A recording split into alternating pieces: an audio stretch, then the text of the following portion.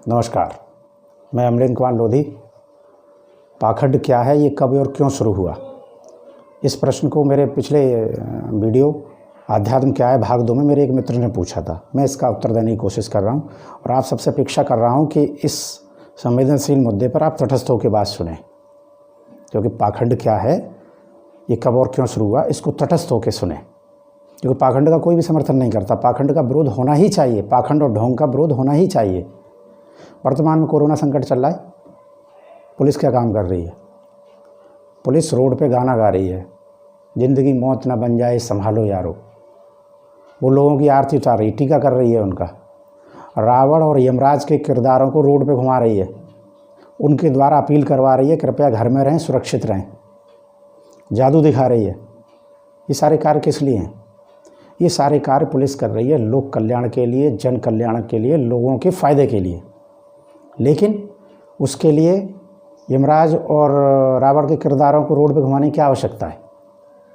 सिर्फ इसके पीछे एक मंतव्य साफ छुपा हुआ है, भलाई। क्योंकि कुछ लोग ऐसे होते हैं जिनको समझाने के लिए कई दूसरे रास्ते अपनाने पड़ते हैं। अब कुछ लोग इसको भी तो पाखंड कह सकते हैं, और यदि ये पाखंड है तो भलाई के लिए तो है। अदरवाइज पुलिस का काम गाना गाना तो है नहीं, उसका काम तो नागरिकों की सुरक्षा करना है। तो हिपोक्रेसी कह लीजिए, डबल हार्टेड कह लीजिए, डबल माइंडेड कह लीजिए, पाखंड क्या है, इसको समझने के लिए आगे चलते हैं। बहुत सारे नियम कानून बनते हैं। अधिकतर जो कानून बनाए जाते हैं वो जन कल्याण की भावना से कानून बनाया जाता है। नियम कानून जन कल्याण की भावना से बना दिया। फिर क्या होता है, कुछ शातिर लोग होते हैं जो उसमें से अपने दिमाग का प्रयोग करके, तेज़ दिमाग का प्रयोग करके उन नियम कानूनों की आड़ में अपना लाभ ले लेते हैं, उसके सहारे से अपने कुछ काम कर लेते हैं। फिर तीसरे किस्म के लोग वो होते हैं जो उन नियम कानूनों का विरोध करते हैं। अब मेरी नज़र में 2 लोग तो बिल्कुल सही हैं। एक वो जिन्होंने नियम कानून बनाए, क्योंकि उनका मंतव्य तो गलत था नहीं। जैसे पुलिस अभी कर रही है, यमराज और रावण को घुमा रही है, तो मंतव्य तो गलत है नहीं। दूसरे जो लोग विरोध कर रहे हैं वो भी सही है। क्यों? क्योंकि उन नियम कानूनों का लोगों ने गलत फ़ायदा उठा लिया। मैंने कहा कि बात को थोड़ा समझने का प्रयास करें, और उन्हीं की समझ में आएगा जो लोग समझने का प्रयास करेंगे।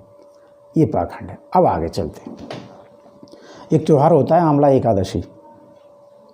आंवला एकादशी में क्या होता है? आंवला नामक वृक्ष की पूजा की जाती है।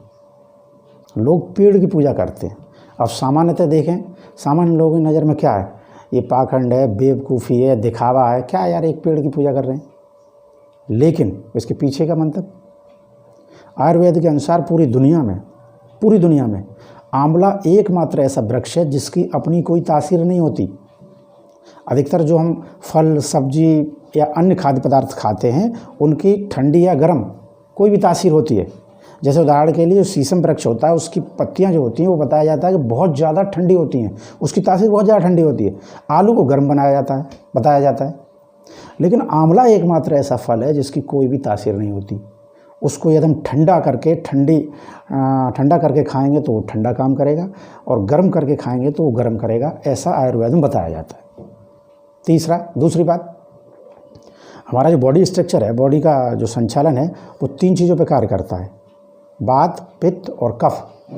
और अधिकतर चीज़ें जो खाद्य पदार्थ हैं, फल, सब्जियां और जो भी चीज़ें हैं, उनमें जो ज़्यादातर चीज़ें हैं वो इन तीनों में से, वात, कफ और पित्त में से, या तो बढ़ाने वाली होती हैं या घटाने वाली होती हैं। लेकिन आंवला एकमात्र ऐसा फल है जो इन तीनों चीज़ों को संतुलित करता है। तो हो गई अलग बात। तो इसको क्यों बनाया गया आंवला वृक्ष की पूजा के लिए? ताकि आने वाली पीढ़ी, जानकार लोग उस वृक्ष को समझ सकें, उसकी पत्तियों को समझ सकें, उसका संरक्षण करें, क्योंकि ये मानव जाति के लिए बेहद ही कारगर आवश्यक चीज़ है। इसलिए उसको धर्म में डाल दिया, उसकी पूजा करो। नई पीढ़ी में कितने लोग जानते हैं, कितने लोगों ने आंवले का वृक्ष देखा है? इसलिए बनाया। मैं बहुत सारे उदाहरण दे सकता हूँ। आगे चलिए।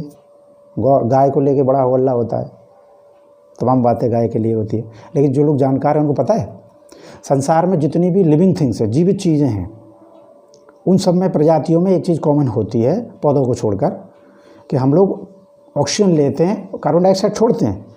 लेकिन गाय एकमात्र जीवित ऐसी प्राणी है जो ऑक्सीजन लेती है और ऑक्सीजन छोड़ती है।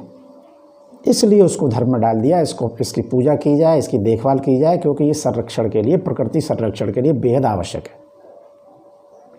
ये घरेला पर्व होता है, त्यौहार होता है बरसात के दिनों में, जुलाई अगस्त में शुरू होता है।